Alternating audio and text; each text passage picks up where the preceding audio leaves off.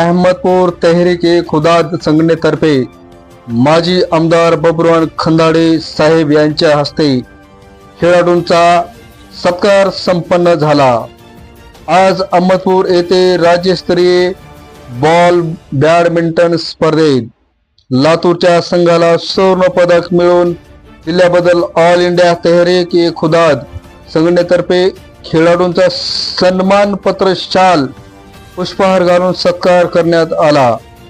यावेळी प्रमुख पाहुणे म्हणून माजी नगरसेवक युवक नेते डॉक्टर सिद्धार्थ कुमार सुरवंशी, PSI शेख असद, युवा मोर्चाचे तालुका अध्यक्ष रामानंद मुंडे, हाडोळतीचे ग्रामपंचायत सदस्य महमूद पठाण, धानोराचे ग्रामपंचायत सदस्य याकूब भाई शेख, सामाजिक कार्यकर्ते अरबाज पठाण, सैयद अबू जागीरदार, शेख अदनान यांच्यासह खेळाडू तहरीके खुदाद संघटनेचे लातूर जिल्हा अध्यक्ष सैयद तबरेज शेख इरफान, गौस मनियार, असलम तांबोळी,